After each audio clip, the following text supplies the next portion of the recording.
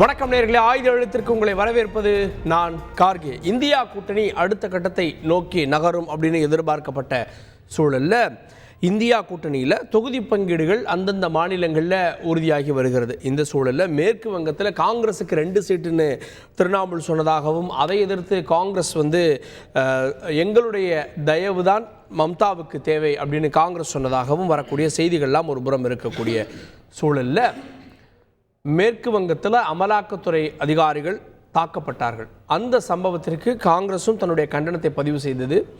ஆதிர் ரஞ்சன் சௌத்ரி அவர்கள் மேற்கு வங்கத்தில் இப்படியே போனால் குடியரசுத் தலைவர் ஆட்சியை அமல்படுத்தணும் அப்படின்னு அங்கே இருக்கக்கூடிய திரிணாமுல் காங்கிரஸுக்கு எதிராக ஒரு கருத்தை தெரிவிக்கிறார். பாஜகவுடைய ஏஜென்ட்டாக அவர் செயல்படுகிறார் அப்படின்னு ஆதிர் ரஞ்சன் சௌத்ரியை திரிணாமுல் காங்கிரஸ் விமர்சிக்கிறது.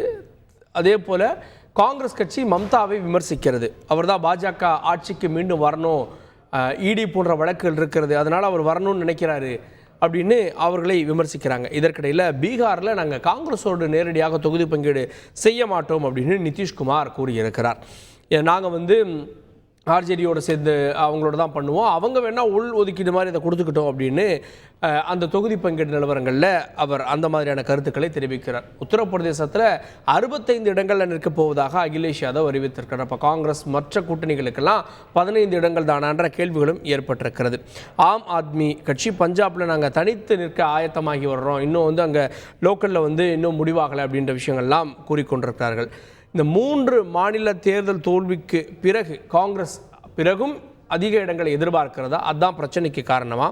அடுத்த கூட்டம் கூட்டுவாங்க, ஒருங்கிணைப்பாளரை தேர்வு பண்ணுவாங்கன்னு எதிர்பார்க்கப்பட்ட நிலையில் அது நகராமல் அப்படியே நிற்கிறதா? முரண்பாடுகளிலிருந்து மீளுமா இந்தியா கூட்டணி? விவாதிக்கிறோம்.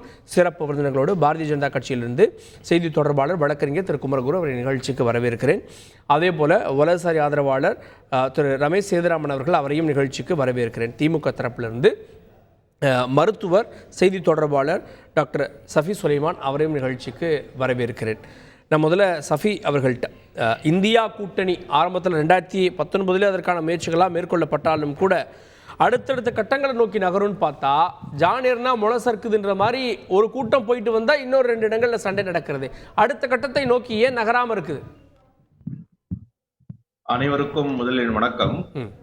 இது ரொம்ப தெளிவா பாத்தீங்கன்னா, ஒவ்வொரு முன்னெடுப்பும் மிக தெளிவாக இந்தியா கூட்டணி மெஷர்டா போயிட்டு இருக்கு. அதுல ரொம்ப ஹோல் நேஷன் இஸ் வாட்சிங் த மூவ்.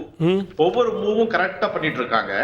இதுல பிஜேபி ஃப்ரம் த டே 1 ஒரு நரேட்டிவ் செட் பண்ணிட்டே வந்தாங்க. இங்க ஒரு கன்ஃபியூஷனை எப்படியாவது உருவாக்கி கொண்டே இருக்கணும். இந்தியா கூட்டணி பத்தி அவங்களுக்கு அந்த நேம் வச்சதுல இருந்தே அவங்களுக்கு பிரச்சனை இருந்துச்சு. ஒரு நேம் செட் பண்ணதுல இருந்தே அவங்களுக்குள்ள இருக்கிற பயமும் அவங்களுக்குள்ள இருக்கிற அச்சமும் ஒரு பாதுகாப்பின்மையும் தெளிவா வெட்ட வெளிச்சமா மக்களிடையே அவங்க வெளிப்படுத்த ஆரம்பிச்சாங்க. அதோட முக்கியமான விஷயம் இந்த குழப்பம். இதுல இவங்க எப்படி இந்த 28 கட்சி சேருவாங்கிற ஒரு பெரிய கொஸ்டின் எல்லாருமே சொன்னாங்க. பிஜேபியில இருந்து சொல்லாத ஆட்கள் கிடையாது. 28 கட்சிகள் ஒன்னா முதல்ல சேருவாங்களா, ஒன்னா உட்காருவாங்களா, ஒன்னா பேசுவாங்களான்னு பேச ஆரம்பிச்சவங்க இப்ப எங்க வந்திருக்காங்கன்னா, கடைசியில சீட் ஷேரிங் எப்படி நடக்குங்கிற விஷயத்துக்கு வந்துட்டாங்க. அது காரணம் இந்தியா கூட்டணியோட அடுத்த மிக தெளிவான முன்னெடுப்புகள். அதை ரொம்ப தெளிவாகவும் ரொம்ப கால்குலேட்டிவாவும் ரொம்ப கரெக்டா கொண்டு வராங்க. இப்ப லாஸ்ட்ல வந்திருக்கிறது இந்த அரித்மெட்டிக் ஈக்குவேஷன். இந்த இவ்வளவு நாள் இந்த கெமிஸ்ட்ரி பத்தி பேசிட்டு இருந்தவங்க, chemistry almost it's getting worked out, இப்போ அரித்மெட்டிக் பத்தி பேசணும்னு சொல்லிட்டு வராங்க. இப்ப நீங்க சொன்ன விஷயங்கள் எல்லாமே அந்தந்த கட்சியின் தலைவர்களை அதை உடைக்கிறார்கள். இத பத்தி எல்லாம் பேசாதீங்க, உள்ளூர் கட்சி தலைவர்கள் பேசுவதை ஒரு பெரும் பொருட்டாக எடுக்க வேண்டாம் என்பது திருமதி மம்தா பானர்ஜி அவர்கள் ரொம்ப தெளிவா சொல்லிட்டாங்க. அதே மாதிரி இப்போ அப்படி ஒண்ணு எடுத்துக்கிட்டோம்னா, திரு சுப்பிரமணிய சாமி அவர்கள் பாஜகவை பத்தி இங்க அவர் பேசாத, அவர் கொடுக்காத விளக்க உரைகளும் விமர்சனங்களும் கிடையாது. அப்போ அதை எடுத்துக்கொள்ளலாமா? அவரோட பாஜகவுடைய அதிகாரப்பூர்வ எடுத்துக்கொள்ளலாமா? அப்படி கிடையாது இல்லையா?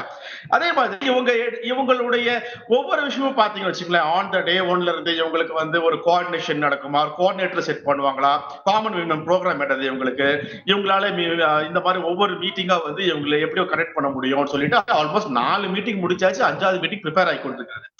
நல்ல ஞாபகம் வச்சுங்க, this is not an easy job. ஒரு 28 கட்டமைச்சு கொண்டு வரப்பட்ட எல்லாரும் ஒன்னா உட்காருவாங்களான்னு கேட்கப்பட்ட இடத்துல இருந்து ஃபைனல் ஸ்டேஜ் வந்துட்டோம்னு சொல்றீங்க. சந்தோஷம். ஃபைனல் ஸ்டேஜில் அதனுடைய நோக்கமே உடஞ்சிரும் போலயே. ஃபைனல் ஸ்டேஜில் பாருங்க, மேற்கு வங்கத்திலலாம் ஷீட் ஷேரிங்கில் பிரச்சனை, அதை தாண்டி ஆளக்கூடிய கட்சிக்கு எதிராக காங்கிரஸ் வந்து ஒரு கருத்து சொல்றாங்க. ஸோ இது இந்த ஃபைனல் ஸ்டேஜில் பெரிய பிரேக் இருக்கும் போலயே. இது ஃபைனல் ஸ்டேஜும் கிடையாது.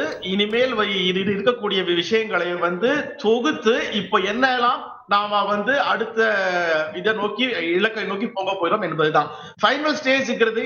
எலெக்ஷன் அனௌன்ஸ் பண்றவரை வரலாங்க, அதுக்கப்புறம் கூட நிறைய விஷயங்கள் மாறும். நமக்கு தெரியும், நம்ம எலெக்ஷனுடைய ஹிஸ்டரி எடுத்து பாத்தீங்கன்னா there are so many things to be changed and there will be so many things to be expected.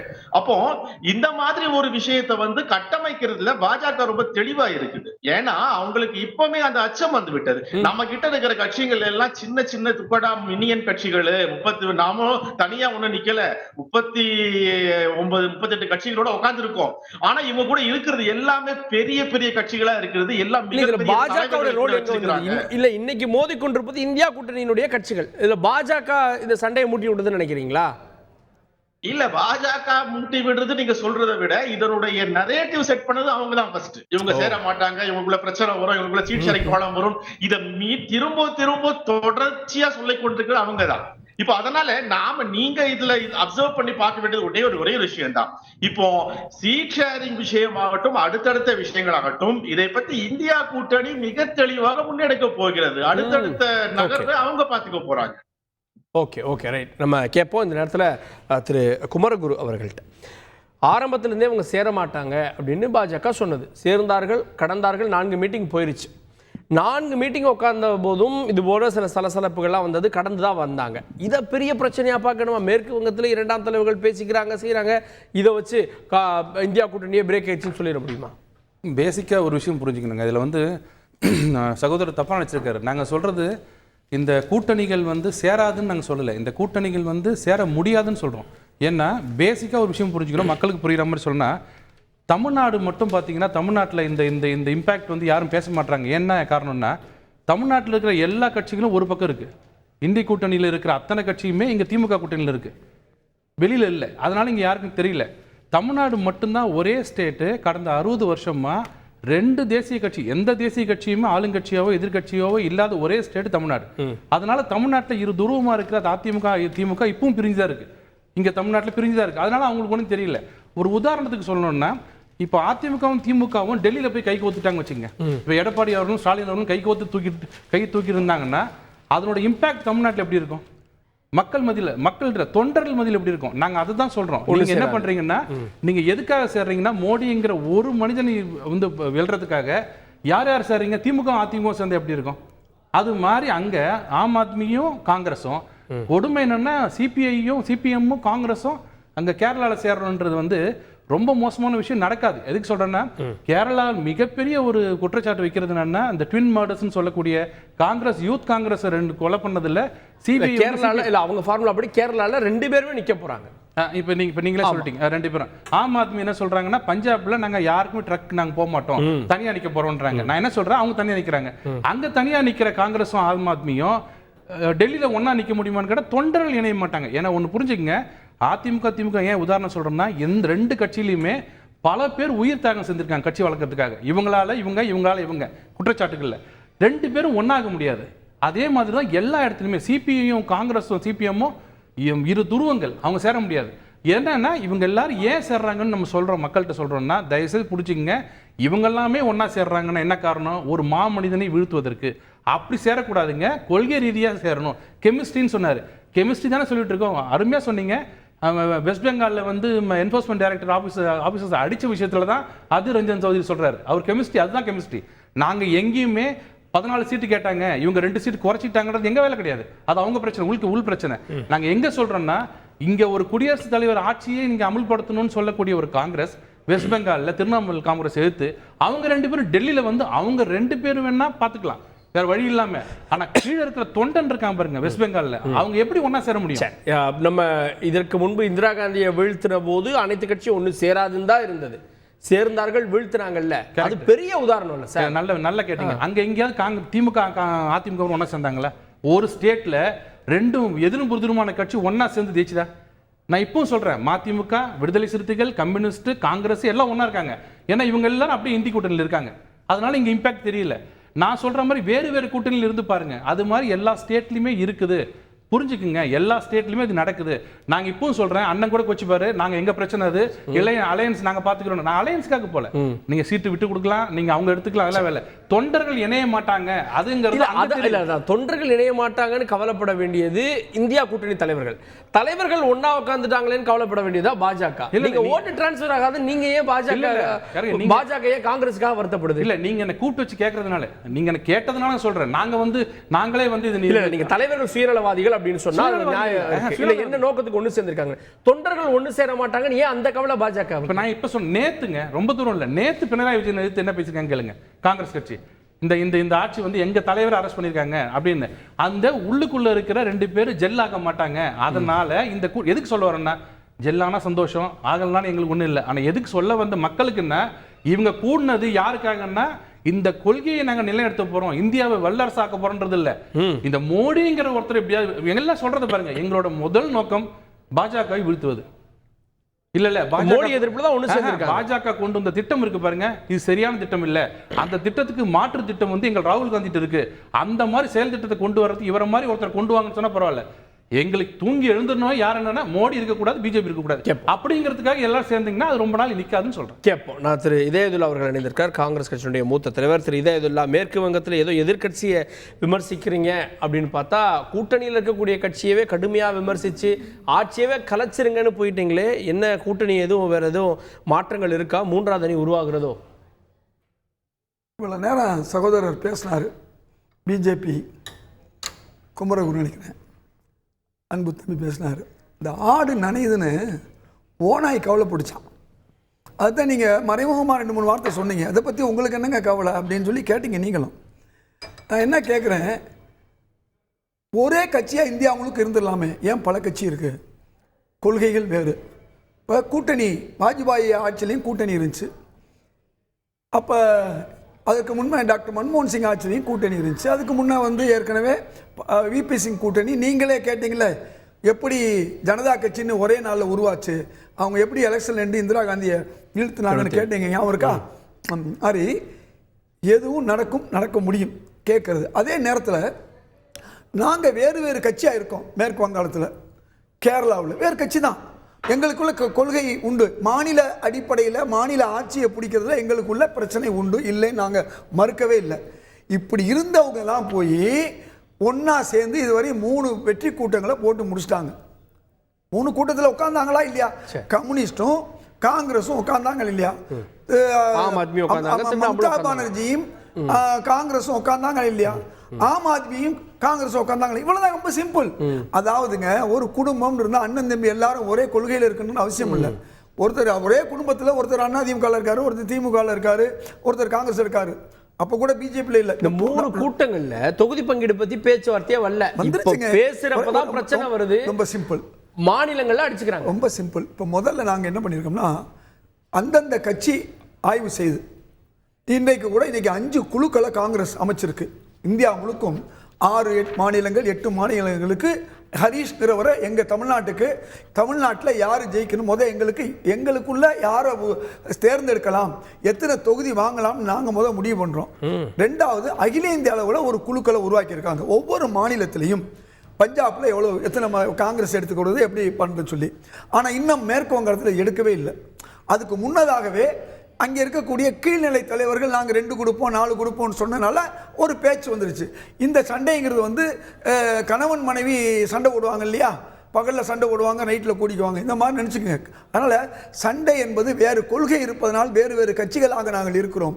ஆனால் நாங்கள் தேர்தல் என்று வந்தால் தேர்தலுக்கு முந்தியோ பிந்தியோ நீங்கள் ஒன்றும் கவலைப்பட வேணாம். முந்திய நாங்கள் இல்லைனா கூட தேர்தலுக்கு பிந்தி அது திரு மோடி அவர்களை நீங்கள் சொல்றீங்களா மாமனிதன், அந்த மாமனிதன் தான் இந்தியாவுடைய அழிவுக்கு காரணமாக இருக்கிறாரு. இந்தியாவுடைய பொருளாதாரத்துடைய நோக்கம் சின்னதா இருக்கு. ஒரு நபரை டார்கெட் பண்ண ஒரு நபர் இல்ல, அப்ப பிஜேபி ஒரு கட்சி இல்லைன்ற. இப்ப நான் கேட்கிறேன், இதென்ன சர்வாதிகாரா? மோடிங்கிற ஒரு மனிதர் தான் இருக்காரா? பிஜேபிங்கிற கட்சி இல்லையா? பிஜேபி கட்சியில ஜனநாயகம் இல்லையா? ரொம்ப தெளிவா எங்க அப்பன் குதிரைக்குள்ள இல்லைன்னு சொன்னா என்ன அர்த்தம்? நான் கேட்கிற கேள்வி, மோடிங்கிற ஒரு மனிதனை எதுக்கல நாங்க, பாஜக, அதுக்கு பின்னால் இருக்கக்கூடிய RSS. அதுவும் தெளிவா சொன்னார் எங்க தலைவர் ராகுல் காந்தி. ஒரு வகுப்பினர் தான் இன்னைக்கு 90% மேல உள்ள இந்துக்களுடைய வேலையை படிச்சிருக்காங்க. 10% வேலை கூட இந்துக்களுக்கு கிடைக்கல, எஸ்சிக்கு பிசிக்கு கிடைக்கலன்னு சொன்னார். அது மட்டுமல்ல, பாராளுமன்றத்தில் எங்களுடைய தலைவர் மல்லிகார்ஜுன கார்கே சொன்னாரு, இங்க ஒரு வகுப்பினர், ஆரிய வகுப்பினர் தான் நீங்க இருக்கீங்க, நாங்க இந்த உள்நாட்டுக்காரங்க, நாங்க திராவிடர்கள் சொன்னாரு. இந்த உணர்வு இன்னைக்கு மேலோங்கி இருக்கிறனால தான் இன்னைக்கு எல்லா கட்சிகளும் ஒன்றிணைந்து இருக்கிறது. ஒன்றிணைந்தது மட்டுமல்ல, இந்த 10 ஆண்டுகளாக நடந்த அவல ஆட்சியை நீக்க வேண்டும். இந்த மக்களை பிரிவு, ஜாதி பிரிவு, மத பிரிவாக உருவாக்கி இன்றைக்கு இந்த மாதிரி ஒரு கட்சியை இந்தியாவுடைய ஜனநாயகத்துக்கும் கூட்டாட்சிக்கும் வைக்கக்கூடிய ஒரு பாஜக, ஒரு நபர் இல்ல ஒரு கட்சி நாட்டை காப்பாற்ற ஒண்ணு சேர்ந்திருக்கின்றார். பதில் போதுமா இருக்கும்? அதாவது ஆடு நனையதே ஒன்று ஓனாய் ஏன் கவலைப்படுதுனாரு. ஓனாய் கவலைப்படல, ஆடெல்லாம் சேர்ந்து இந்த ஓனாய் எப்படி அடிக்கணும்னு நினைக்கும் போது ஓனாய் சிரிக்குது. நீங்க எல்லாம் உங்களால் ஒன்றும் பண்ண முடியாதுங்க அப்படிதான் சொன்னே தவிர நாங்கள் பாட்டு அமைதியாக தான் இருக்கோம். நீங்க இந்தி கூட்டணி போட்டு எங்களை தாக்கிட்டு இருக்கும்போது நீங்க எல்லாம் ஒன்று சேர முடியாதுங்க, ஏன் கவலைப்படுறீங்க? ஒருத்தர் நோக்கம் வேற, எல்லாரும் ஒவ்வொருத்தர் செஞ்ச ஊழல் வேற. நீங்க எல்லாம் ஒன்னா செஞ்சீங்கன்னா மக்கள் நம்ப மாட்டாங்கன்னு ஒரு எதிர்க்கட்சியாக நாங்க இப்ப இருக்கிற அவங்க சொல்றது, நாங்க ஒரு நபரை டார்கெட் பண்ணல, பாஜகவை டார்கெட் பண்றோம். பாஜகவுடைய அவங்க சொல்லக்கூடிய திட்டங்கள் எல்லாம் ஒரு சாராருக்கானதா இருக்குன்னு அதை பற்றி இதெல்லாம் இப்ப அண்ணன் இதயத்துல்லா அவர்கள் பெரிய மனசு இப்படிலாம் பேசுறாரு. அவங்க 2-3 கூட்டணி எடுத்து பாருங்க, வெளியில வந்து பேட்டி கொடுத்தது எல்லாமே மோடி அவர்களை பிரதமர் பதவியில் நீக்குவதுதான் இதன் நோக்கம்னு சொன்னாங்களா இல்லையா? இங்க பாஜக மோடியை நீக்குவது பாஜக வீழ்த்துவது. இப்ப பாருங்க, இப்ப மோடி தான் பாஜக இல்ல அப்படி அதான் நான் இவர் இல்லைன்னாரு. இப்போ இவர் என்ன சொன்ன, சர்வாதிகார நாடா நீங்க தான் மனிதன், ஒரு ஆளை எதுக்குறாங்க நீங்க சொன்னீங்க. நான் சொல்லல, ஒரு நிமிஷம், நான் சொல்லல. வெளியில வந்து கேட்கும் போது தலைவர்கள் சொல்றது மோடி அவர்களை நாங்கள் பிரதமர் பதவி விட்டு நீக்குவோம் சொன்னாங்க தவிர பாஜக, RSS பரிவாரங்களை தான் இந்த கட்சி இந்த நாட்டை விட்டு போறோம் யாரும் சொல்லல. மோடி அவர்களை நீக்குவோம் தான் சொன்னாங்க. உங்க எய்ம் அதுதான், எல்லாருக்கும் தெரியும். அது உங்க பாஜக வீழ்த்தனா மோடியை தான் அப்புறப்படுத்தணும். இது என்ன சிம்பிள் விஷயம் தானே? நான் சொன்னேன், நீங்க சர்வாதிகாரி, நீங்க தான் சொன்னீங்க. நீங்க சொன்னீங்க ஒரு மனிதனை எதிர்க்கிறார்கள், ஒரு மனிதன் எதிர்க்கல. பாஜக ஆட்சி நடக்குது. இனிமேல் நீங்க உங்களோட அறிவுரையின் பேரில் இனிமேல் இந்தி கூட்டணி என்ன சொன்னாலும் பாஜகவை வீழ்த்துவோம். நீங்க எண்டு கூட்டணி, என்டி அலையன்ஸ், அந்த அலையன்ஸ் எடுத்து கூட்டணி எடுத்தீங்கன்னா எண்டு ஆகி போச்சு உங்களுக்கு. இந்த 10 வருஷத்துல எண்ட் ஆகுது. அதாவது மயிலாட வான்கோழி தடை செய்ய முடியாது, குயில் கூவ கோட்டான்கள் ஒண்ணும் பண்ண முடியாது. அதனால நீங்க எவ்வளவுதான் கத்துனாங்க, வாஜ்பாய் அவர்கள் இந்தியா ஒளிர்கிறதுன்னு சொன்னாரு, ஒளிஞ்சு போனாரு. அதே நிலைமை மீண்டும் ரமேஷ் சேதுராமன் அவர்கள்ட்ட கேட்கணும். ரமேஷ் சேதுராமன், இங்க ஆதிர் ரஞ்சன் சௌத்ரியை பாஜக ஏஜென்ட் அப்படின்னு திரிணாமுல் விமர்சிக்கிறது, மம்தாவை பாஜக ஏஜென்ட் அப்படின்னு காங்கிரஸ் விமர்சிக்கிறது. ஸோ பாஜகவுடைய ஸ்லீப்பர் செல்களாக பார்க்கிறாங்களோ உங்களை? இது எல்லா இடத்துலயும் தொடர்ந்து நடக்கிறதுன்னு தானே பாக்கணும். ஏன்னா மக்களுக்கு மனதுல ஒரு இதை விதைக்கணும். இங்க என்ன சொல்லுவாங்க, நாம் தமிழர் கட்சி பாஜகவின் பி டீம்பாங்க, நாம் தமிழர் கட்சி கேட்பாங்க திமுக பாஜகவின் பி டீம் ஆம்பாங்க, 2 பேரும் சேர்ந்து அதிமுக தான் பாஜகவின் பி டீம்பாங்க. இந்த மாதிரி எல்லாமே எல்லா இடத்துலயும் சொல்றதை தொடர்ந்து கேட்டுக்கொண்டுதானே இருக்கோம். ஏன்னா அந்தந்த மாநிலத்துல ஒரு அரசியல பண்ணோம், ஏதோ ஒரு மக்களோட மனநிலையில அந்த ஒரு சந்தேகத்தை விதைக்கணும். இதையெல்லாம் தான் தொடர்ந்து பண்ணி கொண்டிருக்கிறார்கள் அப்படிங்கறது நம்ம பார்த்து கொண்டிருக்கோம். இதுல முக்கியமா சகோதரர் குமரகுரு பேசும்போது ஒரு முக்கியமான ஒரு விஷயத்த சொன்னார். அதாவது சேரவே முடியாது அப்படிங்கிறது என்னன்னா, இவங்களுக்கு இன்னைக்கு கொஸ்டின் ஆஃப் சர்வைவல்னு வரும்போது இவங்க எல்லாம் சேர்ந்திருக்காங்க. ஏன்னா கடந்த 2 முறை 2014, 2019 இந்த 2 தேர்தல்களையும் இவர்களது இதே மாதிரியான கூட்டணியை அமைப்பதற்கு, அதுவும் 2019 எந்த மாதிரியான முனைப்பு காமிச்சாங்கிறதுலாம் பார்க்கணும். ஆனா அதோட எண்ட் ரிசல்ட் என்ன, ஆனா இந்த வாட்டி இன்னும் கொஞ்சம் ஸ்ட்ராங்கா அதை செய்யணும் அப்படிங்கிற ஒரு முயற்சியில இறங்கியிருக்காங்க. ஆனா அந்தந்த மாநில கட்சிகள், மாநிலத்தில் பிரதிநிதித்துவம் முக்கியத்துவம் பெற்ற கட்சிகள், ஒரு உதாரணத்துக்கு சொல்லணும்னா திரிணாமுல் காங்கிரஸ் வெஸ்ட் பெங்கால்ல அவங்களோட கண்டிஷன் என்ன, திரிணாமுல் காங்கிரஸா இருக்கட்டும், ஆம் ஆத்மி கட்சியா இருக்கட்டும், இவங்க எல்லாம் சொல்றது, நீங்க எங்கெங்கெல்லாம் நேரடியாக பாஜகவோட மோதுறீங்களோ அங்க போய் மோதிங்க. மாநில கட்சிகளுக்கு அந்தந்த மாநிலத்துல ஸ்ட்ராங்கா இருக்காங்கன்னா அவங்களுக்கு விட்டு கொடுங்கன்னு சொல்றாங்க. அந்த ஸ்டாண்டர்டை எல்லா இடத்துலயும் அப்ளை பண்ணுவோம் அப்படின்னு பார்த்தா, இன்னைக்கு INDA கூட்டணியில் இருக்கக்கூடிய திமுக ஒரு சீட்டு கூட காங்கிரஸுக்கு கொடுக்க கூடாது. காரணம் என்னன்னா, அவங்க சொல்லுவாங்க நீங்க மற்ற மாநிலத்துல ஸ்ட்ராங்கா இருக்கீங்க, எங்கே நாங்க தமிழகத்துல நாங்களே நின்னா கூட ஸ்ட்ராங்கா. காங்கிரஸ்க்கு ஒரு ஓட் பேங்க் இருக்குல்ல சார் தமிழ்நாட்டுல? இருக்குங்க.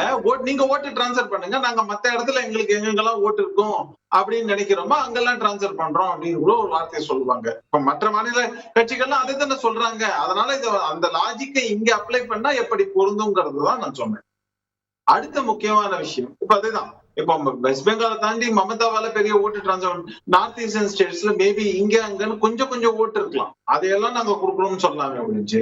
மொத்தமா இவங்களோட வெற்றி வாய்ப்புக்கு அத்தனையும் நாங்க பண்றோம் நாங்க சொல்ல முடியுமாங்கிற ஒரு கேள்வி வரும் காங்கிரஸ் தரப்புல இருந்து. அதே மாதிரி திரிணாமுல் காங்கிரஸ் சொல்லுவாங்க, இனி வரைக்கும் உங்களால ஒரு சீட் வின் பண்ண நாங்க பாருங்க எல்லா சீட்டையும் நாங்க இங்க வின் பண்ணிருக்கோம் பாஜக சீட்டை தவிர அப்படிங்கும் போது அப்ப எங்களுக்கு தான் ஹோல்டு இருக்கு, அதனால நாங்களே மொத்தமா போட்டி போட்டுக்கிறோம், நீங்க வேணும்னா உங்களுக்கு இருக்கக்கூடிய கொஞ்சம் சொற்ப ஓட்டுகளை நீங்க எங்களுக்கு டிரான்ஸ்ஃபர் பண்ணுங்க, அப்ப அதே மாதிரி எங்களுக்கு சொற்ப ஓட்டு மத்த இடத்துல இருக்குன்னா நாங்க டிரான்ஸ்ஃபர் பண்றோம் அப்படிங்கிற மாதிரி எதிர்வாதத்தை வைப்பாங்க. இப்படித்தான் போய்கொண்டிருக்கும். ஆனா ஒரு சில மாநிலங்கள்ல பாஜகவிற்கு நேர் எதிராக காங்கிரஸ் நிற்கிறது களத்தில் அப்படிங்கிறத பார்க்கணும். இமாச்சல் பிரதேசா இருக்கலாம், மத்திய பிரதேசமா இருக்கலாம். நீங்க சொல்ல வர்றது காங்கிரசுடைய சொற்ப ஓட்டுகள் சில மாநிலங்கள் இருந்தா அதை மாநில கட்சிகள் எடுத்துக்கும், காங்கிரஸை டீல விட்டுருவாங்க. அந்த மாநிலத்துல காங்கிரஸ் எங்க வலுவா இருக்கிறதோ அங்க அவங்க தனியா நின்னுக்கணும். அந்த அக்ரிமெண்ட்ல தான் கூட்டணி இதுல ஆரம்பம் தொட்டு அவங்க சொல்லிக் கொண்டிருப்பது. நீங்க அவங்க சொல்றத இப்ப அவங்க என்ன சொல்றாங்க, எங்கெங்கெல்லாம் எங்களுக்கு ஸ்ட்ரென்த் இருக்கோ நீங்க விட்டு கொடுத்துருங்க, எங்கெங்கெல்லாம் உங்களுக்கு இருக்கோ நாங்க அங்க சப்போர்ட் பண்றோம்னு சொல்றாங்க அப்படின்னாக்க அதுக்கான அர்த்தம் இதுதான். நீங்க நேரம் பொருத்தி பாத்தீங்கன்னா புரியும், அதுதான் விஷயம். ஆனா காங்கிரஸ் அதனாலதான் என்னன்னா காங்கிரஸ் பெரிய மனோபாவத்துல இப்ப ஒரு உதாரணத்துக்கு சொல்றேன், அகிலேஷ் யாதவ் கடந்த முறை நடந்த இதுல மற்ற மாநிலங்கள்ல தேர்தல்ல அந்த வடக்கு 4 மாநிலங்கள் இதுல அவர் என்ன சொன்னாரு, ஒரு இதுல எங்களுக்கு 2 சீட்டு விட்டு கொடுங்க அப்படின்னு கேட்டு அதெல்லாம் மாட்டோங்கிற மாதிரியான சொல்லிட்டாங்க.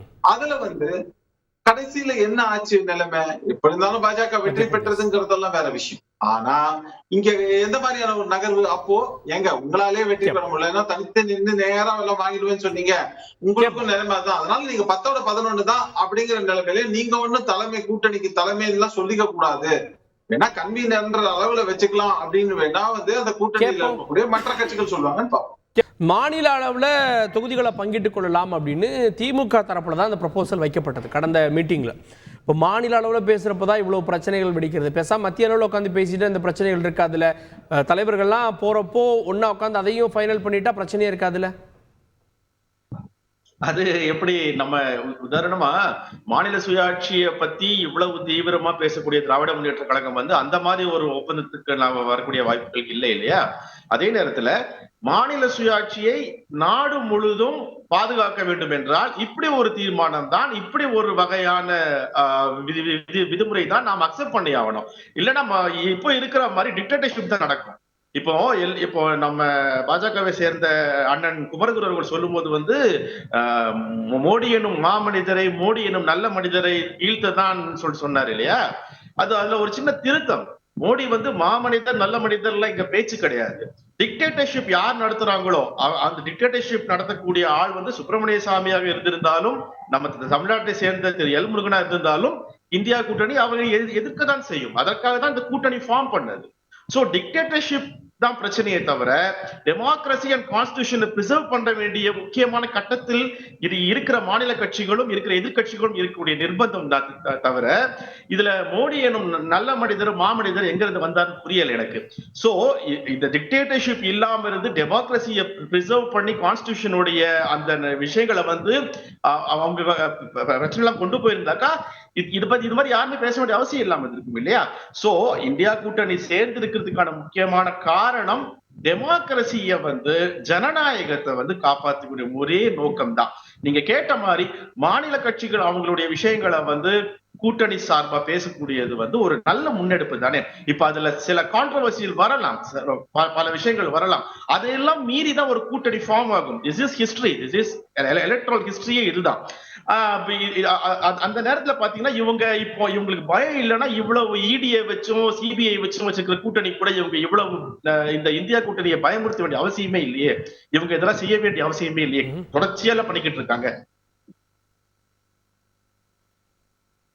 கேட்போம் டாக்டர் சஃபீத்தை கேட்போம். நான் திரு குமரகுரு அவர்கள்ட்ட இங்கே இவர்கள் சேர்ந்ததை ஏற்றுக்கொள்ள முடியலை அப்படின்னு ஒரு பக்கம் பாஜக வருத்தப்படுகிறது, இன்னொரு பக்கம் இப்போ இதில் இருக்கக்கூடிய கட்சிகள் நாளைக்கு பாஜக வந்துட்டா அதுக்கான முயற்சி நடக்குதுன்னு குற்றச்சாட்டு வைக்கிறாங்கல்ல. இல்லையா கூட்டணி நான் முதலே சொன்னேங்க, கூட்டணி கட்சிகள் மேல எந்த எந்த எந்த வெறுப்பும் இல்லை. கூட்டணி கட்சிகள் நிதிஷ்குமார் பாஜகவோட போவார், பாஜக பேசிட்டு இருக்கு. நான் சொல்றது என்னன்னா, நிதிஷ்குமார் இங்க வந்தாலும் சரி இல்ல வேற எங்க பண்ணாலும் சரி அதை பத்தி நான் பேசல, கூட்டணி கட்சிகள் பத்தி நான் பேசல. கூட்டணி கட்சிகளின் சேரும் விதம் இருக்குல்ல, எந்தெந்த கட்சிகள் சேருதுன்னு. இந்த கூட்டணி ஏன் சேர்ந்ததுன்னு முதல்ல புரிஞ்சுங்க. முதல்ல இங்க இருக்கிற அத்தனை பேர் மேலேயும் வழக்குகள், ஊழல் வழக்குகள் இருக்கு. அதுல எல்லாம் எல்லாரும் ஈடி பிடியில் இருக்காங்க. இதுல இருந்து விடுவிக்கணும், வெளியில வரணும்னா ஒரே வழி பாஜக வந்து ஆட்சியிலிருந்து எடுக்கணும். அதுக்கு நம்ம எல்லாரும் ஒன்னா கூடணுன்ற ஒரே நோக்கம் தான் அவங்களுக்குள்ள. இன்னொன்று, தமிழ்நாட்டில் 2014 காங்கிரஸ் வந்து 42 சீட்டில் ஜெயிச்சது இந்தியாவில் பார்லிமெண்ட் எலெக்ஷனில் 43 சீட்டு. உடனே என்ன பண்ணாங்க, 2019 ஸ்டாலின் அவர்கள்லாம் இங்கே கூட்டு வந்து வச்சு ஒரு ராகுல் காந்தி வச்சு அவர் தான் உண்மையான பிரதமர்லாம் சொன்னோடனே பயங்கரமாக எல்லாருமே இவர் தான் உண்மையிலே வந்துட்டாங்கன்னு சொன்னதுக்கப்புறம் அதுக்கப்புறம் அப்போ நின்னது 421 அவங்க எடுத்தது வந்து 43. இப்போ நின்னாங்க பாருங்க, இப்போ நின்ன இடத்துல கொண்டாந்து நிற்க வைக்கும் போது இவர் தான் பிரதமர் வேட்பாளர்னாங்க. இப்போ எடுத்த சீட்டு 52, 9 சீட்டு தான் ஏறி இருக்கு. போன 2014 2019 9 சீட்டு எப்படி பரவாயில்ல வளர்ந்துருச்சேன்னு நினச்சி உள்ளே போய் பார்த்தீங்கன்னா 9 சீட்டு தமிழ்நாடு கொடுத்துருக்கு. தமிழ்நாட்டில் அலையன்ஸ் இல்லாமல் இருந்ததுன்னா அந்த 9 சீட்டு இல்லை. ஸோ காங்கிரஸ் வளரல, 14 19 வரல. அவங்க என்ன நினைக்கிறாங்கன்னா, நம்ம நிறைய சீட்டில் நின்று 52 வாங்குறதை விட நிற்க முடியாத இடத்துலலாம் ஒதுக்கி கொடுக்கறதுக்கு கூட்டணி கட்சிகளை சேர்த்துக்கிட்டு நம்ம அப்படியே பின்னாடி நின்றுப்போம் அப்படின்னு சொல்லி இன்னைக்கு 52 நிற்கிறாங்க. காங்கிரஸ் பெரிய பிரதான கட்சியாக இருக்க வேண்டிய காங்கிரஸ் இல்லை. அதுக்கு இவங்க எல்லாரும் கூட்டணியா சேர்த்துட்டு வீழ்த்தணும்னு நினைக்கிறாங்க. இப்பவும் சொல்றேன், இந்த கட்சி கூட்டணி கட்சிகள் நாளைக்கு அதை வந்து அந்த காங்கிரஸ் தியாகம்னு சொல்லும், கம்மியா நாங்க நிக்கிறது தியாகம்னு சொல்லும். நான் என்ன வேணா சொல்லிக்கிட்டோம். 255 தொகுதியில் நான் நிக்க போறேன்னு சொல்லியிருக்காங்க. ஒரு பேச்சு வந்து மினிமம் நான் நிக்க போறேன்னு சொல்றாங்க. எங்கெங்கெல்லாம் பாஜக இருக்கோ அங்கெல்லாம் நான் நிக்க போறேன்னாங்க. நிக்கட்டும், எல்லாம் சந்தோஷம். ஆனா சேர்ந்த நோக்கம் வந்து இது இல்ல. மக்கள் பார்த்துட்டு இருக்காங்க நீங்க எப்படிலாம் பேசிட்டு இருக்கீங்கன்னு. இன்னொன்னு சொல்றேன், கூட்டணி கட்சிகளுக்குள்ள இப்போ சப்போஸ் ஒரு பேச்சுக்கு சொல்கிறேன், மதிமுகவுக்கும் திமுகவுக்கும் சின்ன ஒரு இடையில ஏதாவது பிரச்சனை வந்தால் கூட சீட் ஷேரிங்ல தான் இருக்குமே தவிர ஒரு கனத்த வார்த்தை வராது. ஆனால் இங்கே பார்த்தீங்கன்னா பேசுகிற வார்த்தை ஒரு சந்தீப் தீக்ஷித் சொல்கிறாரு, திஹார் ஜெயில் பார்ட்டி எப்படி இருக்குன்னு கேட்குறாரு. எடுத்த உடனே யார் ஏஏபி பார்த்து, காங்கிரஸ் தீக்ஷித் வந்து ஏஏபி பார்த்து சொல்கிறாரு டெல்லியில், அது திஹார் பார்ட்டி, திஹார் ஜெயில் பார்ட்டிங்கிறாரு. அதுக்கு இவங்க சொல்றாங்க, இவரெல்லாம் ஒரு ஆளுன்னு நாங்கள் கன்சிடர் பண்ண மாட்டோம். இப்படிப்பட்ட தனி மனித தாக்குதல்லாம் வருது இல்லை, அது ஏன் வருதுன்னா வாங்கின அடிமட்டத்தில் இருக்க தொண்டர்கள் வாங்கின அந்த அடி இருக்கு பார்த்தீங்களா, அது வந்து இப்படி வார்த்தையா வருது. அல்ல, அதுதான் அவர் கம்பேர் பண்ணார். ஒரு வீட்டுக்குள்ள இருக்க கணவன் மனைவி அடிச்சுக்குவாங்க, குடிக்குவாங்க. நான் கணவன் மனைவி எந்த வீட்டுல இருக்க ஒருத்தர் அந்த வீட்டுல கல்ல எறிஞ்சா 2 பேரும் சேர்ந்து அட்டாக் பண்ணுவாங்க. அவர் தான் பாஜக. இல்ல, அதுதான் சொல்றேன். இப்போ இந்த 28 பேர் கணவன் மனைவி சொன்னாரு பாருங்க அண்ணன், அதுதான் பெரிய விஷயம். பாக்குறவங்க புரிஞ்சுப்பாங்க யார் யார் கணவன் மனைவின்னு. ஆம் ஆத்மி பார்ட்டியும் வந்து காங்கிரஸும் கணவன் மனைவியா, திரிணாமுல் காங்கிரஸ் ஒப்பீடுக்காக அப்படி சொல்ற. அதுதான் சொல்றேன், கணவன் மனைவியா இருந்தா ஒன்னா சேர்ந்துருவாங்க. இது கணவன் மனைவி இல்ல, வேண்டாம். அது வேற இது இல்லை. அது மாதிரி சேர முடியாத 2 பேர். இது அது 2 பேராலேயே சேர முடியாதுங்கிறது நாங்க சொல்றோம். நீங்க ஏன் வருத்தப்படுறீங்கன்னா நாங்க வருத்தப்படல, இருக்கிற கருத்தை சொல்றோம். நீங்க நல்லபடியா கூட்டணியா சேர்ந்து நின்னீங்கன்னா ஒன்னும் சந்தோஷம். எங்களுக்கு மனப்பான்மை காங்கிரஸிடம் இருந்து போகவில்லை. அதனாலதான் பாருங்க, பீகார்ல பிரச்சனை, மேற்கு வங்கத்துல பிரச்சனை, பஞ்சாப்ல பிரச்சனை. ஆனா கூட்டங்களை மட்டும் நடத்துவது காங்கிரஸ். என்ன முரண்பாடு இது? சகோதரர் குமரகுருபர் சொல்லும்போது என்ன சொன்னாரு, எங்கே இருக்கோ எல்லா சீட்டையும் கொடுத்துட்டு அவங்க வந்து தியாகம் பண்ணுறாங்கிற அளவுக்கு வந்தார் ஒன்று காங்கிரஸ். இன்னொரு பக்கத்தில் பெரிய மனப்பான்மை. 2 இருக்க முடியாது, வேறு வேறாக தான் இருக்க முடியும். ஒரு விஷயம் தான் புரிஞ்சுக்கோங்க, அதாவது காங்கிரஸுக்கு எந்த இடத்துல நிற்கணும், எந்த இது முடிவு பண்ணுறது காங்கிரஸும் அந்த மாநிலத்தில் இருக்கக்கூடிய ஆம் ஆத்மியோ மம்தா பானர்ஜி அவர்களும் முடிவு பண்ண போகிறாங்க. இதுக்கு பாஜக ஒன்றும் இது பண்ண வேண்டியதில்லை. ஆனா ஒரு காங்கிரஸ் ஏன் கம்மியா நிக்குதுன்னா நிறைய இடத்துல என்ன தோற்றுவோம், அப்படி அதை தள்ளி விட்டுறோம் காங்கிரஸ் நினைக்குதுன்றாரு. விட்டு கொடுப்பவர்கள் கெட்டு போவதில்லை, கெட்டு போகிறவர்கள் விட்டு கொடுப்பதில்லை. இப்போ ஒரே ஒரு விஷயம், இந்த 2 விஷயம் சொல்கிறேன். காங்கிரஸ் விட்டு கொடுத்து இந்த அலையன்ஸ் உருவாக்குது. இவர்கள் கெட்டு போகிறவர்கள் 38 கூட்டணிக்கிறாங்களே, ஏதாவது ஒரு கட்சி பேரை சொல்லுங்க. எங்கள் தமிழ்நாட்டில் ஒரு 7-8 கட்சி இருக்குது பாருங்கள், எம்பி எம்எல்ஏ இல்லாத கட்சி, அதெல்லாம் சேர்த்து 38 கூட்டணின்னு வச்சுருக்காங்க. இதுதான் சர்வாதிகாரம். அவங்க அடையாளமே தெரியல. எங்கள் கூட்டணியில் இருக்கக்கூடிய கம்யூனிஸ்டுகள் அடையாளம் தெரிகிறார்கள், ஆம் ஆத்மி அடையாளம் தெரிகிறது, திரிணாமுல் காங்கிரஸ் அடையாளம் தெரியுது. இன்னொரு விஷயம் அழகாக அவரே சொன்னார், எங்கள் அப்பா குதிரைக்குள்ளே இல்லைங்கிற மாதிரி அவங்க மேலே ஈடி வழக்கு இருக்குது, அந்த வழக்கு இந்த வழக்கு போட்டது நீங்கள். எங்களை சேர்த்ததே இன்னைக்கு பாஜக தான். இன்னைக்கு 28 கட்சியை ஒன்றிணைத்திருக்கு. என்னதான் சின்ன சின்ன பிரச்சனை ஊருக்கு ரூலுக்கு வந்தா கூட அதையெல்லாம் தாண்டி எங்க தலைவர்கள் வந்து டெல்லியிலையும் மும்பையிலையும் இது பீகார்லையும் உட்கார்ந்து நின்றதுக்கு காரணம் என்ன தெரியுமா? இந்த காரணம் தான். எங்களுக்குள்ள அதாவது 1000 குண்டிக்கு ஜாதி அத வேற மாதிரி சொல்லுங்க. ஈடி வழக்குகளில் சிக்கி இருப்பவர்களின் கூட்டணின்றார். அல்ல, வழக்க சிக்க வைத்தவர் யார்? பாஜகவுக்கு போனா அஸ்ஸாமுடைய முதல்வர் வந்து புனிதராகிறாரு. சரத் பவார் கட்சியில இருந்தக்கூடிய அஜித் பவார் புனிதராகிறாரு, முதல்வர் ஆகிறாரு. ஒரு 4 நாளைக்கு முன்னால பிரதமர் 70,000 கோடி ஊழல் அஜித் பவார் என்று சொல்லிட்டு ஒரு வாரத்துக்குள்ள பாஜகவுல சேர்ந்த உடனே அவர் வந்து புனிதராகிறாரு. அதே மாதிரி திரிணாமுல் காங்கிரஸ் கட்சியில இருந்த ஆளுகளை பிடிச்சு அவங்கள கொண்டு போய் பாஜகவுல சேர்த்து அவங்க மேல இருந்த வழக்குகள் எல்லாம் வாபஸ் வாங்கிட்டு அவங்கள புனிதராக்குறீங்க. இந்த வேலையை நீங்க தொடர்ந்து செய்யறதுனால தான் இன்னைக்கு அத்துணை கட்சிகளும் ஒன்று சேர்ந்ததுக்கு காரணம் உங்களுடைய பாஜக, உங்களுடைய கூட்டணி கட்சியாக இருக்கக்கூடிய இடி, இன்கம் டாக்ஸ், அதே மாதிரி தேர்தல் கமிஷன் இவ்வளவும் சேர்ந்து தான் எங்களை ஒன்று சேர்த்துருக்கு. ஒரு விஷயத்தை தெரிஞ்சுக்கங்க, அதாவது நம்ம சரத் பவார் கூட எந்த நேரமும் விலகிற ஆளு. அஜித் பவாரை இழுத்து போனதுனால இன்னைக்கு இன்டாக்டா இருக்காரு இந்த கூட்டணியில. மம்தா பானர்ஜி அவர்கள் கட்சியில இருக்கவங்களை கொண்டு போய் அவங்க பாஜகவில் சேர்த்ததன் விளைவு இன்னைக்கு மம்தா பானர்ஜியுடைய உறவினர்களுக்கு எதிராக வந்து அமலாக்கத்துறையை மிரட்டினதுனால அபிஜித் பானர்ஜி. அதனால என்ன நடந்துகிட்டு இருக்கு? அவங்க இந்த கூட்டணியோட இருக்கணும்னு நினைக்கிறாங்க. ஆம் ஆத்மியை பத்தி சொல்ல வேண்டியதில்லை. அவங்க அமைச்சர்கள் மீது நீங்க வழக்கு போட்டு சேர்த்து வச்சிருக்கீங்க. எங்களை ஒன்று சேர்த்து வைக்கிற பெருமையை வந்து நான் வேணா உங்களுக்கு தரலாம். யாருக்கு தரலாம்? பாஜகவுக்கு. இன்னைக்கு பாஜகவுடைய அநியாயம், அட்டூழியம், இந்த இந்தியா ஜனநாயகத்தினுடைய அத்துணை கூறுகளையும் தங்கள் கையில் எடுத்துக்கொண்டு ஜனநாயக விரோதமாக நடப்பது கூட்டணி ஆட்சிகளுக்கு ஒன்றும் இல்லைங்க. நம்ம தமிழ்நாட்டை எடுத்துங்க, ₹1 நம்ம கொடுத்தா தமிழ்நாட்டு மக்கள் 29 பைசாவை கொண்டு வந்து திருப்பி கொடுக்கறீங்களே, மீதி காசை ஏன் கொடுக்கல? ஆதாரப்பூர்வமா நிதியமைச்சர் சொல்றாரு. நிதியமைச்சர் சொல்றாரு, கேளுங்க, 2017 வரை வெறும் 39,000 கோடி ரூபாய், 39 கோடியை ஒதுக்குறீங்க ரயில்வே துறைக்கு, 1,300 கோடி ஒதுக்குறீங்க வட ரயில்வேக்கு. நான் எதுக்கு சொல்ல வரேன்? இன்னொன்னு சொல்றேன், உங்களுக்கு 30,000 கோடியை வட இந்திய ரயில்வேக்கு ஒதுக்குறீங்க, தமிழ்நாடு ரயில்வேக்கு 1,300. எதுக்கு சொல்ல வரேன்னா, நீங்க கூட்டாட்சி தத்துவத்துக்கு எதிராக, மாநிலங்களுக்கு எதிராக, மதங்களுக்கு எதிராக, எதிர்க்கட்சிகளுக்கு எதிராக இருக்கிறதுனால தான் நாங்க இன்னைக்கு ஒன்றிணைஞ்சிருக்கோம். நீங்க என்னதான் கனவு கண்டாலும், பகல் கனவு கண்டாலும், இரவு கனவு கண்டாலும் நீடிக்காது. ஈடின்னு சொன்னாரு. ஒரே விஷயம், பொய் கேஸ் போட்டு போடுறதுக்கு இது ஐபிசி அஃபென்ஸ் இல்ல, ஈடி வந்து மணி லாண்டரிங். இதுல வந்து சுப்ரீம் கோர்ட் முகாந்திரம் விவசாயி போய் பிடிச்சீங்களே, 500 வங்கியில இருக்கக்குள்ளாத ஒரு விவசாயி போய் பிடிச்சீங்களே, ஒரு டாக்டருக்கு போய் நான் 50 லட்சம் ரூபாய் வாங்கி பிரிச்சு எடுத்துருக்காங்களே ஈடி. இந்த ஈடியை பத்தி புகழ்ந்து பேசுறீங்க. நம்ம தலைவர்களை பத்தி பேசணும்னு சொன்னோம். மணிஷ் சிசோடியா இருந்து சஞ்சய் ஜெயில இருந்து இன்னைக்கு செந்தில் பாலாஜி வரைக்கும் எல்லாருமே சுப்ரீம் கோர்ட் முகாந்திரம் இருக்குன்னு சொல்லி தான் உள்ள வச்சிருக்காங்க. சுப்ரீம் கோர்ட்டை கண்டெம் சுப்ரீம் கோர்ட் அவர் அமைச்சரா நீடிக்கலாம்னு சொல்லிருக்காங்க. அமைச்சரா நீடிக்கிறது வேறங்க. சுப்ரீம் கோர்ட் அவர் உள்ள வந்து வச்சது கரெக்ட்னு சொல்லிட்டாங்க. அப்ப வழக்கு சுப்ரீம் கோர்ட் நீதி தப்பா பேசல. இல்ல, தீர்ப்பு வரலங்க. சுப்ரீம் கோர்ட் தப்பா பேசல, தீர்ப்பு வரல, வழக்கு நடந்து கொண்டிருக்கிறது. நீங்க என்ன நினைக்கிறீங்க? நீங்களே தீர்ப்பு கொடுத்துறீங்க. கோதாங்கிற ஒரு உச்சநீதிமன்ற நீதியரசரை பிளாக்மெயில் பண்ணீங்க.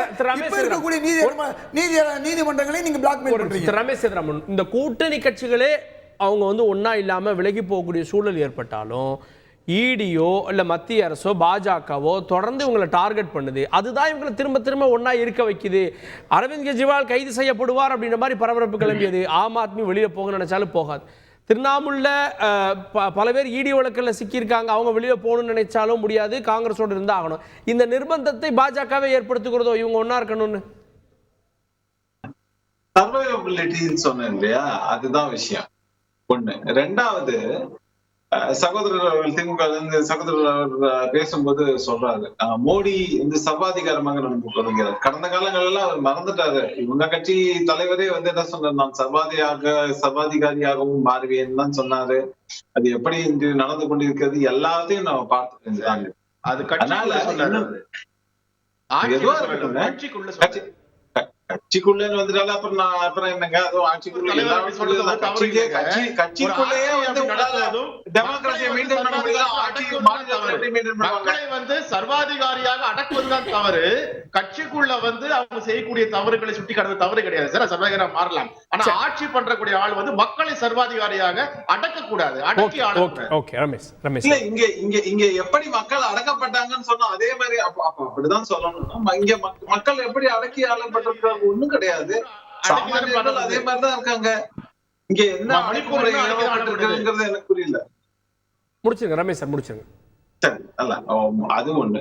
ரெண்டாவது விஷயம் வந்து திரும்ப திரும்ப சொல்லக்கூடிய வாதங்கள். இப்போ பாஜக அதனுடைய சின்ன சின்ன கட்சி கூட்டணி, எங்க அவங்க எல்லாம் கட்சியில கூட்டணியில இருக்காங்க அப்படிங்கறதுல பெரிய கட்சிகள்லாம் போயிட்டாங்க. பெரிய கட்சிகள் ஏன் போனாங்கன்னா, என்னங்க எப்படி இருந்தாலும் அறுதி பெரும்பான்மையோட ஒரு வாட்டியும் பாஜக ஆட்சியில வந்துருது. காங்கிரஸ் மாதிரி வந்து எப்பயுமே வந்து தொங்கல்லே வர்றது இல்ல. அதனால நமக்கு ஒருவேளை இம்பார்ட்டன்ஸ் கிடைக்கிறது இல்ல அப்படிங்கிற ஒரு விரக்தினால போயிட்டாங்க அப்படின்னு கூட நம்ம பார்க்கலாம். ஒருவேளை பாஜக தனியா நின்று அவங்களுக்கு வந்து ஒருவேளை பெரும்பான்மை வரலாம், அப்ப வந்து நம்ம வந்து நல்ல பெட்டரா நெகோசியேட் பண்ணலாங்கிற ஒரு மனநிலையில கூட அவங்க இருந்திருக்கலாம்ங்கிறது தான் பாயிண்ட். ஆனா இன்னொரு பக்கம் நீங்க பார்க்க வேண்டியது, இப்போ இது எல்லாமே பண்ணிட்டாங்க. எதிர்கட்சியில அப்படி கிடையாது. அவங்க ஒருத்தருக்கு ஒருத்தர் சப்போர்ட் பண்ணாலே ஒழிஞ்சு திரும்ப திரும்ப அவங்க ஒன்னா இல்லைன்னா அவங்களுக்கு மூணாவது டர்ம் வந்து பாஜக வந்தா இது என்னடா இன்னும் பெரிய தலைவலி ஆகுமா அப்படிங்கறதுதான். ஜெயிக்கிற கூட்டணியில இருந்து நமக்கு வந்து பெரிய இம்பார்ட்டன்ஸ் இல்ல, அதனால தோக்குற கூட்டணிக்கு போயிடலான்னு போயிடுறாங்களோ? இல்ல, ஏதோ நீங்க சொல்ல அட்லீஸ்ட் ஒரு ஸ்ட்ரென்த் இல்லங்க. இப்ப நான் என்ன சொல்றேன், தனியா நிக்கிறதுங்கிறத விட கூட்டணிங்கிறது வந்து ஒரு ஸ்ட்ரென்த் தான். இப்ப நான் அப்படி பார்த்தாக்க என்னன்னா வந்து அறுதி பெரும்பான்மையோட தமிழ்நாட்டுல வந்து ஆட்சி அமைச்சுட்டாங்க இல்லையா திமுக. நாளைக்கு எங்களுக்கு எந்த கூட்டணியும் வேணாம்னு சொல்லட்டுமே, நாங்க தனியாவே நின்று ஜெயிப்போம்னு ஒரு சேலஞ்சா எடுத்து பண்ணட்டுமே. நாங்க 40க்கு 40 ஜெயிப்போம், 40க்கு 40 பாஜக சொல்ல மாட்டேங்க. 38 பேரை கூட வச்சுட்டு இருக்கு, எங்க கூட வச்சுட்டு இருக்குனாக்க யார் யாரெல்லாம் அந்த கூட்டணியில இதுவா இருந்தாங்களோ அவங்களுக்கு விசுவாசமா இருந்தது நல்ல. சரி, அவங்க அப்படியே கண்டினியூ பண்ணணும்னு தான் சொல்றாங்க. போனவங்களும் பிரச்சனை இல்ல போங்கன்னு விட்டுட்டாங்க. இப்படித்தான் பார்க்க வேண்டியது. அப்படின்னா கேசிஆர் பார்த்தா கூட்டணி அமைக்கலாம்னு சொன்னப்பே அப்ப அவங்க ஏற்றுட்டு இருப்பாங்க. அதையும் அவங்க ஏத்துக்கலையே.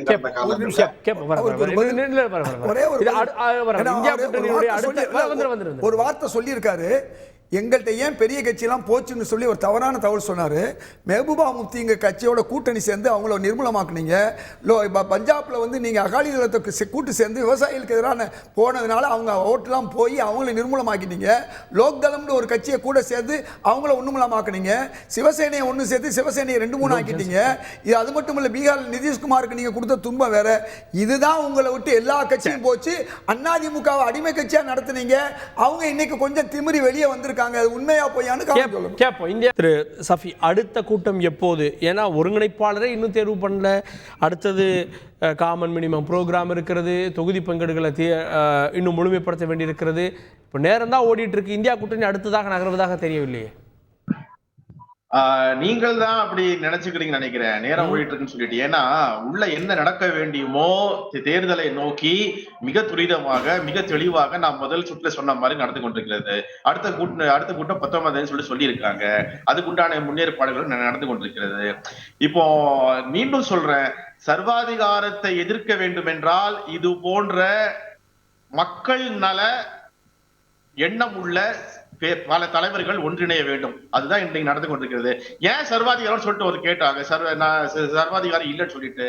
மக்களுக்கு எதிராக ஆட்சி செய்பவர்கள், சிறுபான்மைக்கு எதிராக ஆட்சி செய்பவர்கள், பழங்குடியினருக்கு எதிராக ஆட்சி செய்பவர்கள், பாராளுமன்றத்துக்கு அவைக்குள்ளே வந்து எதிர்கட்சியினை பேசாமல் அவர்களை இடைநீக்கம் செய்பவர்கள், முக்கியமாக பத்திரிகையாளரை நேரடியாக சந்திக்காதவர்கள், இவர் எல்லாமே வந்து ஒன்றா சேர்த்து பாத்தீங்கன்னா சர்வாதிகாரின்ற ஒரு பட்டம் வெட்ட வெளிச்சமாக வரும்.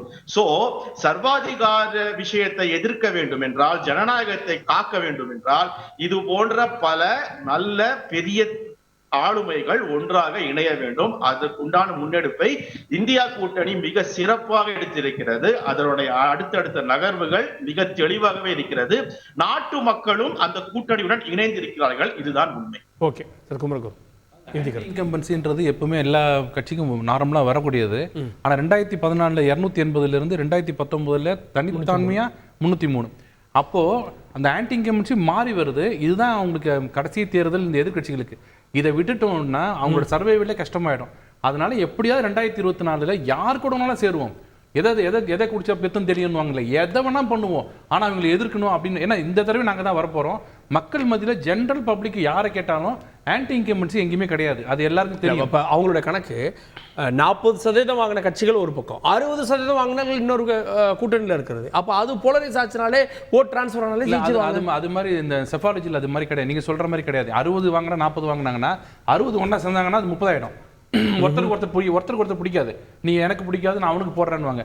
இந்த மனநிலை தான் எல்லா எதிர்கட்சிகளும் சேர்ந்து இந்த 2024 விட்டுட்டோம்னா மீண்டும் மோடி அவர்கள் பாஜக வந்துருச்சுன்னா இனி பல கட்சிகள், காங்கிரஸ் நான் சொல்லல, பல கட்சிகள் சின்ன கட்சிகள் எல்லாம் சர்வைவலுக்கே கஷ்டம். அதனால இது எல்லாம் ஒன்னா சேர்ந்து எப்படி நீங்களே சொல்றீங்க விட்டுட்டா கஷ்டம் அப்படின்றீங்க, அதனால விட மாட்டாங்க. அதுதான் சொல்றேன். இல்ல என்ன எதுக்கு சொல்றேன்னா, அதனால என்ன கேரக்டர் கூட தெரியாம எப்படி சண்டை போட்டுக்கிறோம் கூட தெரியாம எல்லாம் ஒன்னா சேர்ந்து நம்மளோட முதல் அஜெண்டா இதை வீழ்த்தணும் அப்படின்னு சேர்ந்துடுறாங்க. சேர்ந்ததுக்கு அப்புறம் தான் கீழே இருக்கிற பிரச்சனை இருக்கு ரூட்ஸ் லெவல்ல, அந்த ரூட் லெவல்ல மிகப்பெரிய பிரச்சனையை சந்திச்சிட்டு இருக்காங்க. இப்போவும் சின்ன உதாரணம், ஒரு டிரான்ஸ்லேஷன் கேட்டார் நம்ம முதல்வர், தமிழ் புரியல ஹிந்தி புரியலன்னு, அது என்ன மாதிரி வார்த்தைகள் வந்ததுன்னு எல்லாம் பார்த்தோம். அந்த லாங்குவேஜ்லேயே ஒன்றிணைக்க முடியாத இந்த கூட்டணி மக்களையா ஒன்றிணைச்சு கூடுவது? கண்டிப்பா இது இந்த கூட்டணி முறியணும்னு ஆசைப்படல, முறிந்து விடும் என்பது நிதர்சனமான உண்மை. ரொம்ப சிம்பிளுங்க. 1980 இந்திரா காந்தி வெறும் 300 சீட்டு கிட்ட தான் எடுத்தாங்க. அடுத்த 4-5 வருஷத்தில் 400 சீட் எடுத்தோம். அதுக்கு அடுத்த தடவை நாங்கள் வெற்றி வாய்ப்பு இழக்கலையா, ஒரு 2 வருஷம் நாங்கள் ஆட்சியில் இல்லை, இதெல்லாம் நான் சொல்லக்கூடாது. இப்போ திமுக இன்னைக்கு நாங்கள் கூட்டணி கட்சி, நான் காங்கிரஸுடைய மாநில துணைத் தலைவர். இன்னைக்கு ஒரு 5-6 வேண்டுகோளை திமுகவுக்கு வச்சிருக்கேன் ப்ரெஸ் மீட்டில். அப்போ என்ன அர்த்தம்? அதுக்காண்டி நாங்கள் 2 பேரும் சண்டை போடணும் அர்த்தமா? 47லேருந்து 49 தமிழ்நாட்டில் அந்த பிரச்சனை இல்லை, மற்ற மாநிலங்கள். உதாரணம் சொல்கிறேன், எல்லாத்தையும் இங்கேயே இருக்கும்போது அங்கே எப்படி இருக்குன்னு யோசிச்சு பாருங்க. இங்கே நாங்கள் கேட்குறோம், நீங்கள் டிஎன்பிசி வயது வரம்பு மற்ற மாநிலங்களில் 47லேருந்து 49 இருக்கு, நீங்கள் 37லேருந்து 39 வச்சிருக்கீங்க, அதை 47 ஆக்குங்கன்னு நான் கேட்குறேன். அது என்ன திமுகவுக்கு எதுன்னு அர்த்தமா? ஆனால் பார்க்கறதுக்கு அப்படி தான் தெரியும். அதே மாதிரி 10% வந்து ஆணையம் இது நீட்டுக்கு கிராமப்புற அரசு பள்ளி மாணவர்கள் வழங்கியிருக்கு. நீங்கள் பாண்டிச்சேரியில் வந்து 10% கொடுத்துட்டாங்க, நீங்கள் 7.5 தான் ஏற்கனவே கொடுத்துருக்காங்க. இந்த 2ஐயும் கொடுத்தீங்கன்னா ஒரு 400 சீட் இந்த 3 வருஷமாக நம்ம இழந்திருக்கோம் கிராமப்புற அரசு பள்ளி மாணவர்கள். நான் கேட்குறேன், அது என்ன திமுகவுக்கு எதிராக கேட்குறேன்னா?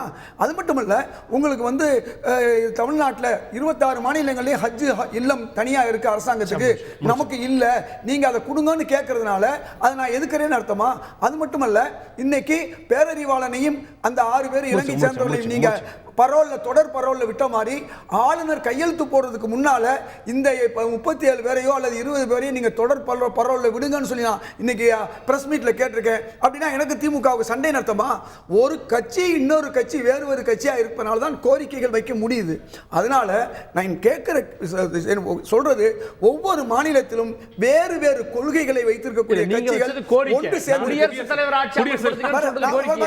ஒரு நிமிஷம், அதாவதுங்க ஒரு சின்ன விஷயம், அது கோரிக்கையா இல்லையான்னு அந்த மாநிலம் வேற, இந்த மாநிலமே இப்படி இருக்கும்போது அந்த மாநிலம் கொஞ்சம் கூடுதலா இருக்குன்னு நான் சொல்லிட்டு வர்றேன்.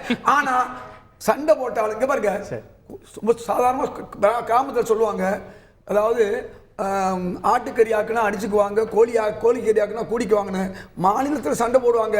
எல்லா தலைமையும் சண்டை போடுறவங்க யாரு? 2ஆம் நிலை தலைவர்கள், 3ஆம் நிலை தலைவர்கள். அகில இந்திய தலைவராக இருக்கக்கூடிய காங்கிரஸ், கம்யூனிஸ்ட், திரிணாமுல் காங்கிரஸ், ஆம் ஆத்மி கட்சி தலைவர்கள் ஒன்று சேரும் போது எப்படி ஒத்துமையா இருக்காங்க அதை பாருங்க நீங்க. ஒண்ணும் இல்ல, சார் சொன்ன மாதிரி இப்போ ஹஜ்ஜுக்கு வந்து இது கட்டணும் நல்லதுதான். அதே மாதிரி வந்து அயோத்தியில இப்போ ராமர் கோவில் கட்டப்படுது, அயோத்திக்கு போறதுக்கு அயோத்தி ஹவுஸ், அதே மாதிரி கைலாஷ் மான்சரோவர் போறாங்க, அதுக்கு இந்த மாதிரி கேதார்நாத், பத்ரிநாத் போறதுக்கெல்லாமும் செய்யணும். இந்து அறநிலைத்துறை வந்து இந்த அரசு வந்து நிர்வகிக்குது. அந்த வகையில அதெல்லாம் கட்டுமானம் செய்தா ரொம்ப நல்லா இருக்கும். அதே மாதிரி சபரிமலைக்கு போறதுல இருந்து ஆரம்பிச்சு எல்லாத்துக்கும் செய்தாங்கன்னா நல்லா இருக்கும். அதே மாதிரி இந்த ஒவ்வொரு விவகாரத்திலையும் இப்ப விட்டதுல வந்து கைதிகளை வந்து விடணும் அப்படின்னு சொல்றது வந்து ஏதோ சிறிய தவறு செய்து விட்டு அவங்க எல்லாம் பாவம் அப்பாவிகள் அந்த மாதிரி ஒவ்வொரு விவகாரத்திலையும் ஐயா கேட்டது மிகப்பெரிய நல்ல விஷயம். மாணவர்களுக்கு ரமேஷ் முடிச்சுங்க, இந்தியா கூட்டணி பத்தி பேசுங்க. இல்ல, இந்தியா கூட்டணி அதுதான் சொல்றேன், மதசார்பற்ற அப்படின்னு சொல்லி கொண்டு இவங்க போக்கஸ் பண்றது முழுசா பாத்தீங்கன்னாக்க ஒரு பக்கம் மதசார்பற்றன்னுவாங்க, இன்னொரு பக்கம் சிறுபான்மை போக்கஸ்டு அப்படின்னு சொல்லிட்டு செய்து கொண்டிருப்பார்கள். அப்படிங்கறதான் வந்து நம்ம பல நேரங்கள்ல பாக்குறோம். இன்னொன்னு, இவங்க கூட்டணியில என்ன சொன்னாலும் கூட சகித்து கொண்டுதான் போவாங்க. கேட்டா நான் கணவன் மனைவி என்ன சொன்னா கூட அந்த வடிவேலு படத்துல சொன்னான், அவன் என்ன கேவலமா பேசுவான், நான் ரொம்ப கேவலமா பேசுவேன், அதுதான் எங்களோட நட்புன்னு சொல்ற மாதிரி இவங்க என்ன பேசிக்கிட்டா கூட இது வந்து தோழமை, இதுல வந்து தோழமை சகிப்பு தன்மை அப்படித்தான் எடுத்துக்கணும். இது வந்து அடுத்து இது என்ன கடைசியா ஒரே ஒரு வார்த்தை, உதயநிதி வந்து ரொம்ப இம்பார்ட்டன்ட் ரோல் வந்து கடந்த இதுல வந்து பிளே பண்ணாரு, திமுக அதுவும் குறிப்பா உதயநிதி பிளே பண்ணாருங்கிறத நம்ம வந்து பாக்கணும். 5 மாநில தேர்தல்ல, அது 4 மாநிலங்கள்ல குறிப்பா சொல்லணும்னா அந்த சனாதனம் பத்தி பண்ணி இது வருங்காலங்கள பிரதமர்லாம் பாத்துட்டு இருக்காரு. வருங்காலங்கள்ல வந்து இப்ப நம்ம அடுத்த பாராளுமன்ற தேர்தல்ல அடுத்தது என்ன பண்ண போறாரு, அது எப்படி தாக்கத்தை ஏற்படுத்த போகுதுங்கிறதுலாம் இனி வருங்காலங்கள தான் பார்க்க போறோம். டாக்டர் சஃபி. இல்ல இப்போ மாண்புமிகு அமைச்சர் உதயநிதி அவர்கள் சொன்னதை பத்தி சொன்னார் இல்லையா, இது வந்து தமிழ்நாடு பொறுத்தவரை, திராவிட முன்னேற்ற கழகம் பொறுத்தவரை கொள்கை மாறாத ஒரு கட்சி, கொள்கைக்காக எப்பவுமே குரல் கொடுக்கிற கட்சி. இத வந்து நாட்டு முழுக்க கொண்டு போயிட்டு இதை இப்படி பேச சொல்ல திரிக்கிற விஷயத்தை வந்து பாஜக செய்து கொண்டிருக்கிறது. இதுல எந்த மாற்றமும் என்னைக்குமே இருக்காது. கொள்கை சார்ந்த விஷயங்கள் எந்த மாற்றமும் இருக்காது. அதே மாதிரி அயோத்தியாவுக்கு வந்து கேட்டாரு மாண்புமிகு அமைச்சர் சேகர் பாபு அவர்கள் சொல்லி இருக்காங்க, அதை பத்தி அதை வந்து அவர் பார்க்காம இருக்காரு நினைக்கிறேன். Okay right, okay right. India கூட்டணி அடுத்த கட்டத்தை நோக்கி நகரமா, முரண்பாடுகளை களையுமா, பொறுத்திருந்து பார்க்கலாம். விவாதத்தில் பங்கு கொண்ட சிறப்பு விருந்தினர்கள் அனைவருக்கும் நன்றி. பார்த்தவங்களுக்கும் நன்றி நேயர்களே. தொடர்ந்து இணைந்தீர்கள் தந்தி தொலைக்காட்சியுடன்.